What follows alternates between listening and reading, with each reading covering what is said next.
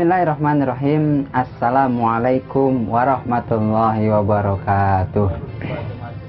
Alhamdulillah.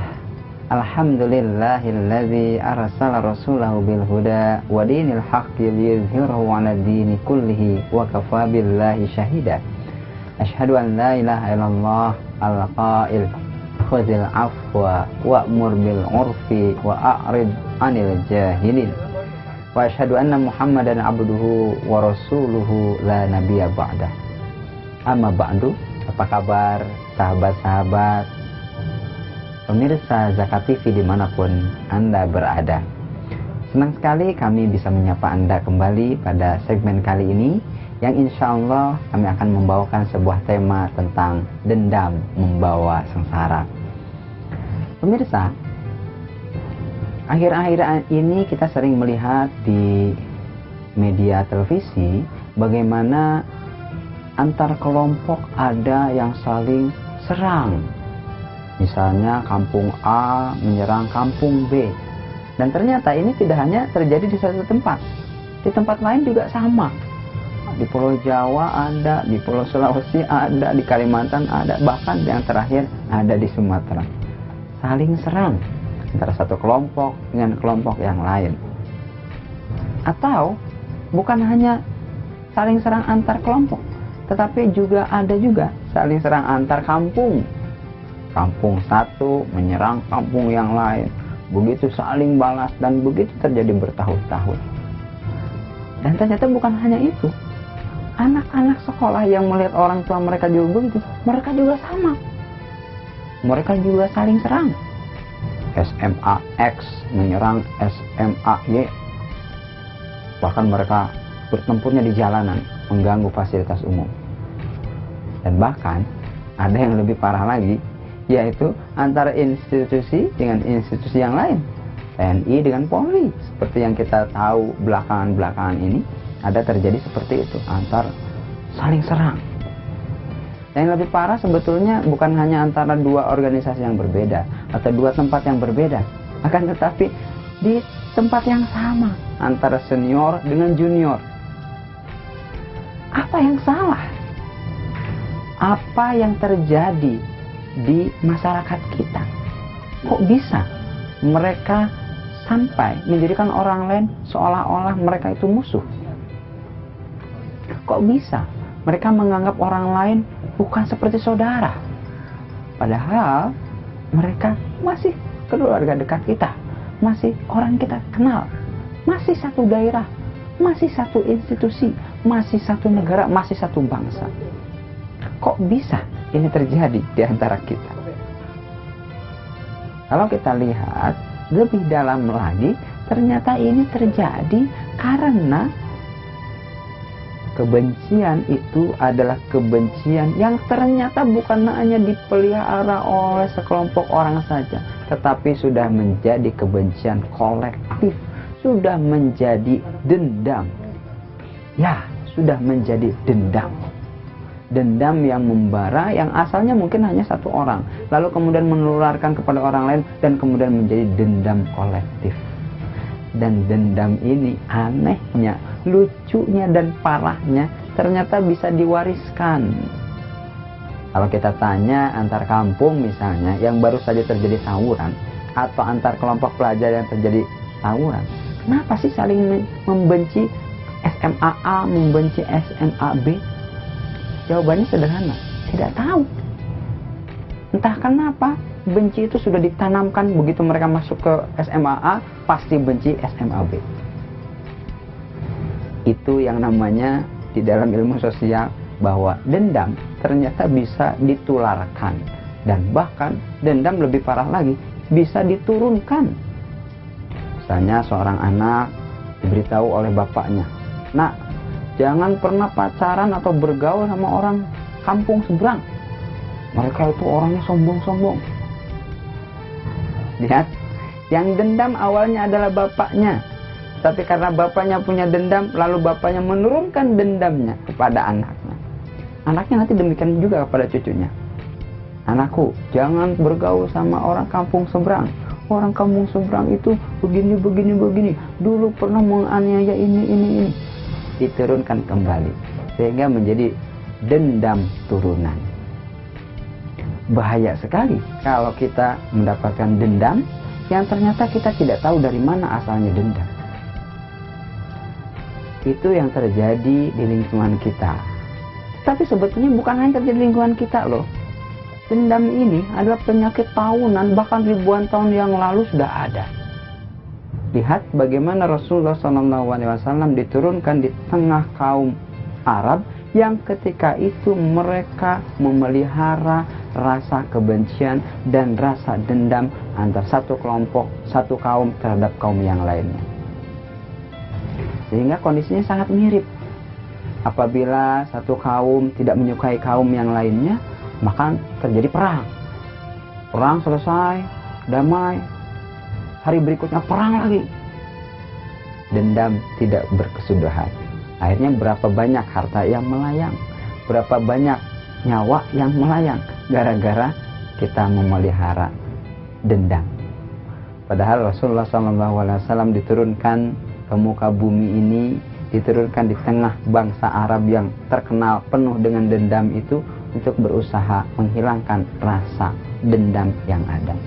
Sehingga apabila kita kemudian Islam datang menjadi pencerah untuk seluruh alam dan kita sekarang menjadi seorang muslim, tetapi kita masih memelihara dendam, kemunduran yang sangat menyedihkan, kemunduran yang tentu tidak boleh terjadi, dan itu sangat menyedihkan, membuat kita sangat-sangat bersedih. Kenapa? Karena dendam itu adalah penyakit hati yang bisa menggugurkan amal perbuatan yang lainnya. Bisa dibayangkan, kita berusaha mati-matian berjuang untuk mengumpulkan amal satu demi satu, kumpulkan satu demi satu. Tapi hanya gara-gara kita memiliki dendam, amal tersebut bisa hilang, bisa hangus, bisa musnah karena kita memiliki dendam. Oleh karena itu, para sahabat sekalian, kita perlu menganalisa, jangan-jangan kita pun mendapatkan virus dendam ini dari orang lain. Jangan-jangan kita menendam orang lain tanpa kita sadari bahwa kita sudah terpengaruh oleh dendam sebelumnya. So, kita introspeksi dulu diri kita. Apakah ada dendam-dendam yang masih ada di dalam hati kita? Karena seorang muslim yang baik adalah bukan muslim yang suka mendam terhadap orang lain. Muslim yang baik adalah muslim yang pemaaf, penuh dengan kasih sayang, dan muslim yang suka memaafkan orang lain. Itulah yang dicontohkan oleh Rasulullah SAW.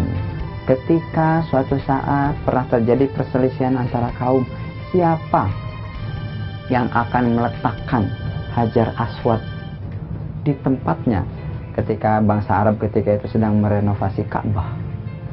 Hampir-hampir saja para kaum itu berantem, berperang, berebut tahta, berebut kekuasaan, hingga datanglah Rasulullah sebagai hakim yang adil. Bagaimana kisah selanjutnya? Jangan kemana-mana, kita akan lanjutkan setelah yang satu ini.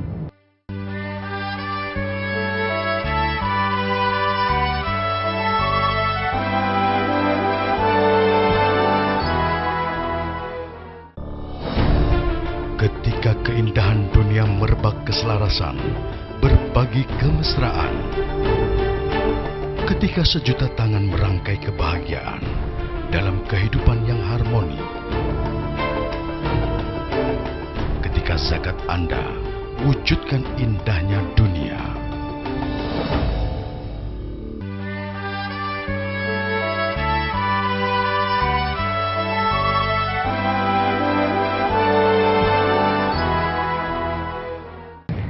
Pemirsa, para sahabat Zakat TV, apa yang terjadi kemudian?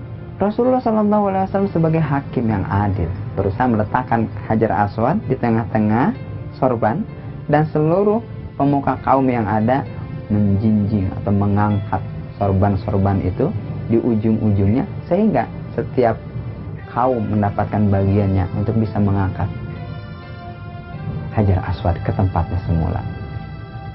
Hakim yang adil menyelesaikan permasalahan dengan adil dan menghilangkan dendam-dendam yang ada.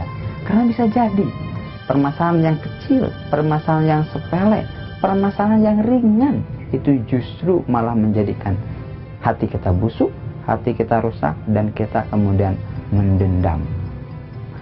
Padahal kalau kita ingat-ingat secara pikiran jernih, kita pikirkan lagi secara mendalam, tidak ada untungnya kita memelihara dendam kepada orang lain.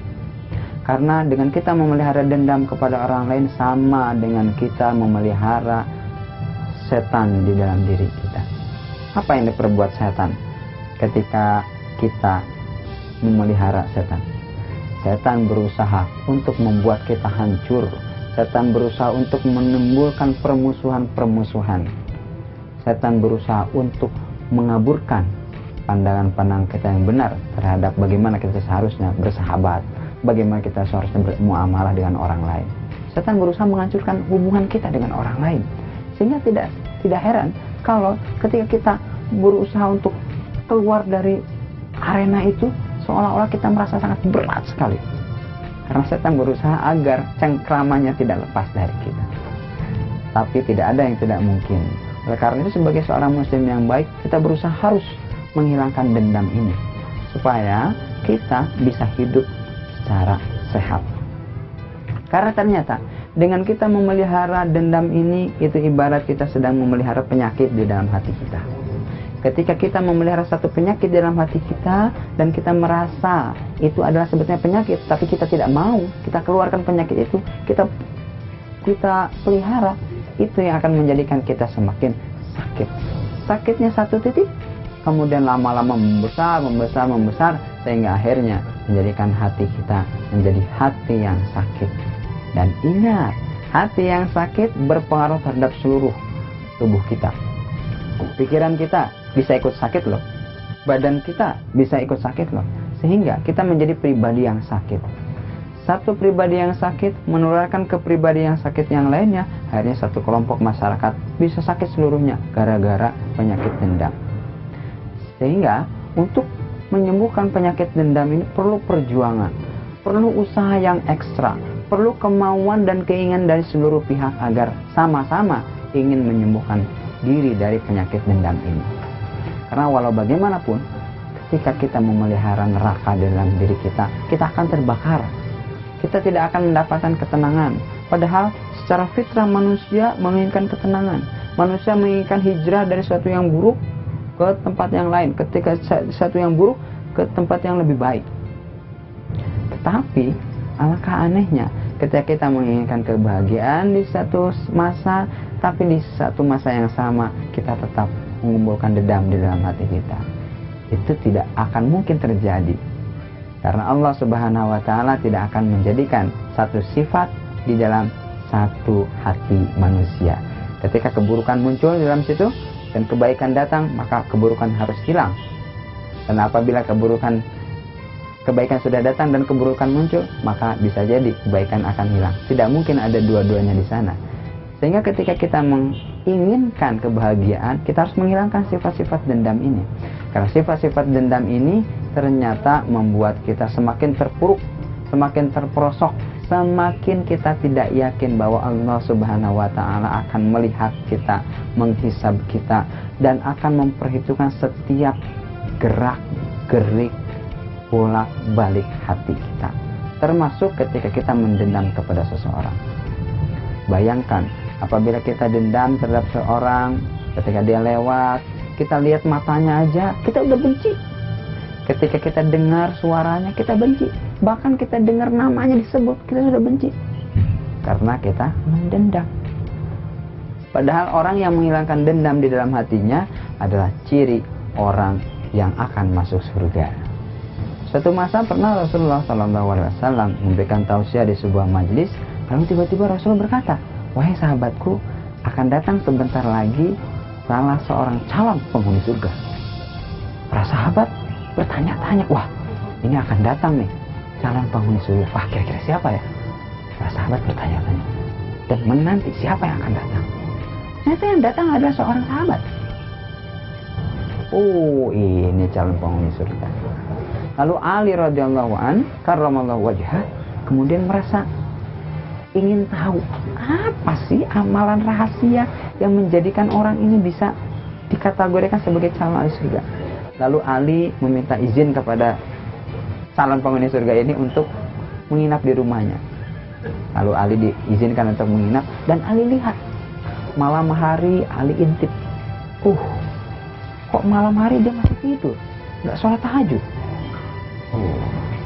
Besoknya hari Senin, kok nggak puasa? Sholat biasa-biasa, nggak puasa, nggak tahajud. Lalu lihat amalan-amalan sunahnya, sunahnya biasa-biasa saja. Setelah 3 hari berlalu, ternyata Ali tidak menemukan amalan-amalan spesial yang dia pikir ini adalah amalan ahli surga. Lalu Ali setelah 3 hari kemudian pamit akan pulang. Belum pamit karena Ali masih pengen tahu, bertanya kepada sang calon penghuni surga ini, "Wahai sahabatku, Rasulullah pernah berkata bahwa engkau adalah calon penghuni surga. Tetapi setelah aku melihat selama 3 hari, aku tidak melihat engkau memiliki amalan-amalan spesial yang menurutku layak untuk dijadikan sebagai penghuni surga." Lalu sang sahabat ini menjawab, "Memang saya tidak memiliki amalan-amalan spesial, tapi mungkin ada satu amalan yang saya selalu lakukan setiap saya akan tidur. Setiap saya akan tidur, saya akan ingat-ingat kejadian satu hari tadi, lalu saya akan ingat-ingat siapa-siapa yang menurut saya ada masalah dengan saya. Dan saya akan maafkan orang itu. Semuanya, saya tidak boleh menyimpan dendam di dalam hati. Saya kemudian setelah selesai, saya tidur. Jadi saya terbangun, maka saya tidur tidak membawa dendam sedikit pun terhadap manusia yang lain. Saya sudah maafkan semuanya." Pemirsa Zakat TV dimanapun Anda berada, salah satu amalan agar kita bisa dikategorikan sebagai calon penghuni surga adalah hilangkan dendam, musnahkan dendam, singkirkan dendam.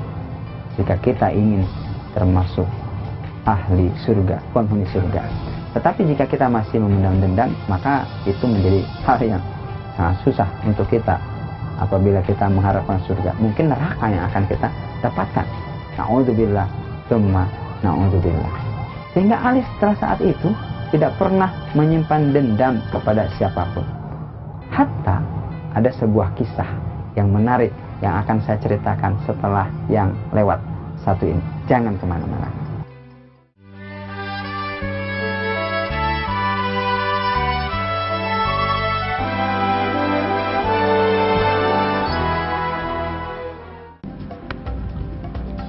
Semangat kemenangan harus berasal dari sportivitas yang datang dari hati. Saya Bambang Pamungkas, saya zakat di Dompet Duafa. Keluarga adalah sumber inspirasi saya. Kehangatannya datang dari hati. Saya Inneke Kusharawati, saya zakat di Dompet Duafa. Berbagi memudahkan rezeki, karena datang dari hati. Saya Ipo Santosa, zakat di Dompet Duafa. Dompet Duafa.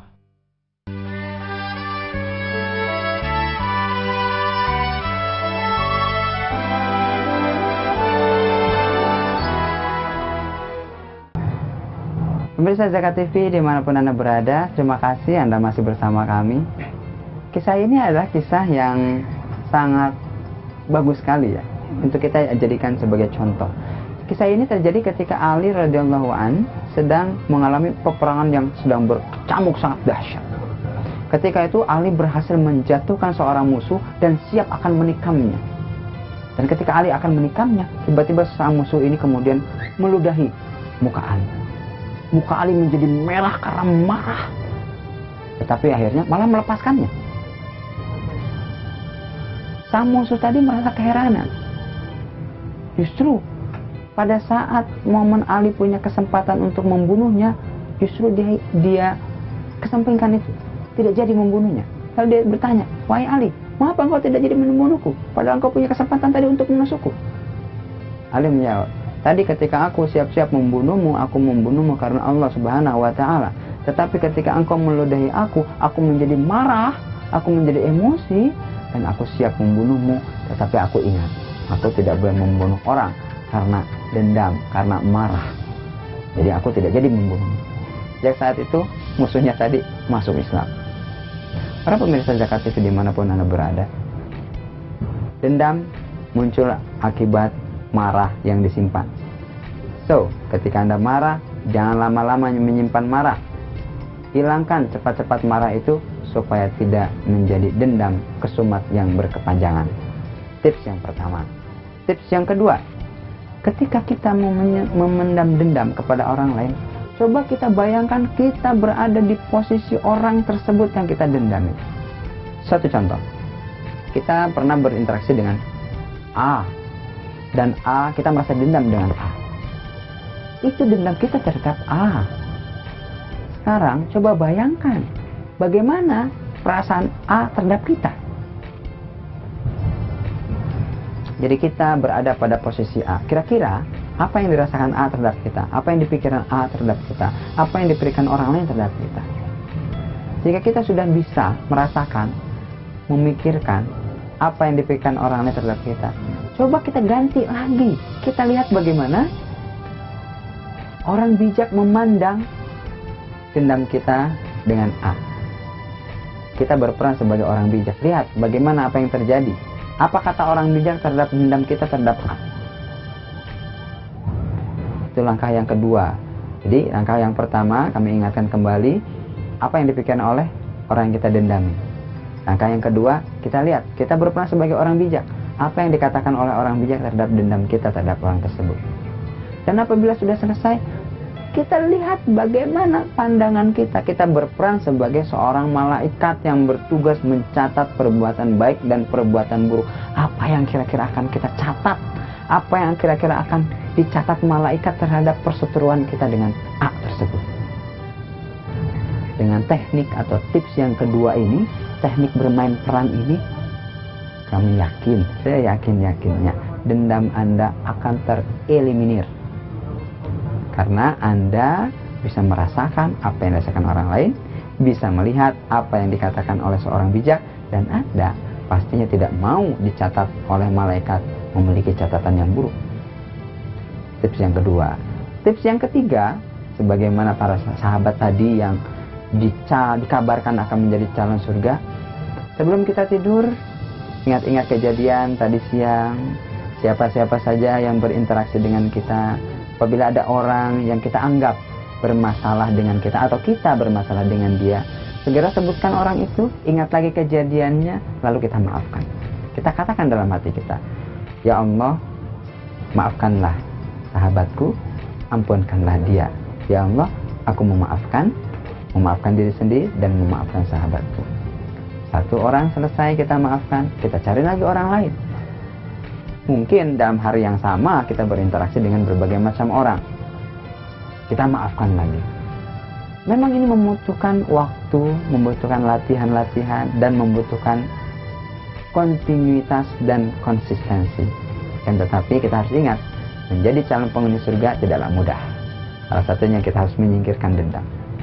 Oleh karena itu, sebelum kita beranjak ke tempat tidur, ingat-ingat kembali apa yang kita lakukan hari itu, dan kita maafkan semua orang yang bermasalah dengan kita, sehingga kita tidur dan bangun kembali dalam hati yang bersih, tidak menyimpan dendam, tidak menyimpan marah, dan tidak menyimpan kebencian.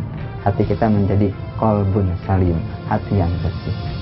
Tips yang keempat, ketika kita dilanda rasa dendam yang merasuki jiwa kita, tips yang keempat adalah kita harus yakin bahwa Allah Subhanahu wa Ta'ala memerintahkan kita di dalam surat Al-A'raf 199, khudhil afwa wa'mur bil urfi wa'arid 'anil jahilin.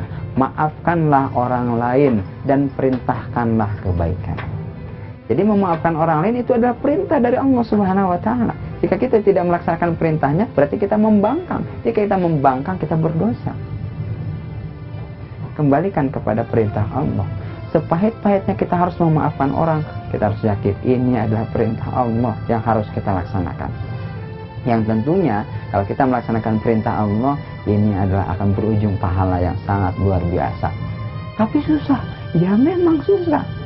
Tetapi susah bukan berarti tidak mungkin, karena kita masih tetap bisa melakukannya. Buktinya orang lain yang dulu-dulu pernah bisa melakukannya, dan bahkan mereka sukses, dicatat di dalam lembaran-lembaran sejarah, dan kita bisa baca sampai sekarang, bahkan bisa menjadi qudwah hasanah untuk kita.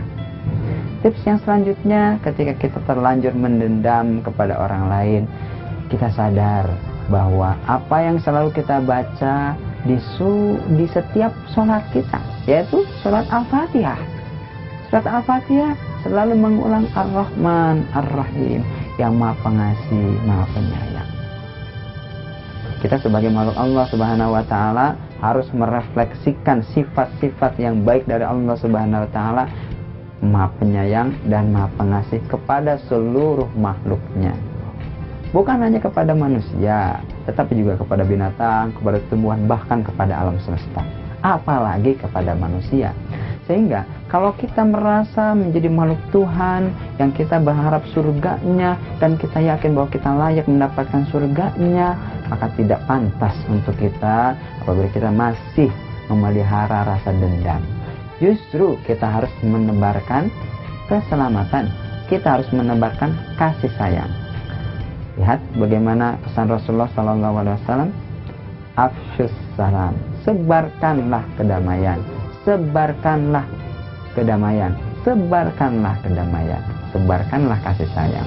Karena dengan kasih sayang itu akan membuat hidup kita menjadi nyaman, membuat hidup kita jadi tentram, dan dendam akan menyingkir apabila penuh dengan kasih sayang. Itu tips yang selanjutnya. Dan tips yang terakhir yang tidak kalah pentingnya adalah kita tentu tidak tahu kapan kita akan meninggal. Dan orang yang meninggal dengan membawa dendam di dalam hatinya sama dengan dia membawa neraka di dalam hatinya. So, jangan pernah menyimpan dendam walaupun sedikit kepada orang lain. Jangan pernah mau menjadikan budak-budak setan, tetapi dendam itu sebisa mungkin, secepat mungkin kita hilangkan. Kita singkirkan, ganti dengan kasih sayang. Karena kita yakin bahwa kematian akan datang kapan saja. Kita tidak pernah tahu kematian kapan. Tapi kita tidak ingin ketika ajal kita datang dan kita sedang memelihara kebencian kepada orang lain. Sahabat, dimanapun Anda berada, hilangkanlah dendam, penuhilah hati Anda dengan kasih sayang. Semoga kita termasuk calon penghuni surga. Amin. Sekian. Assalamualaikum warahmatullahi wabarakatuh.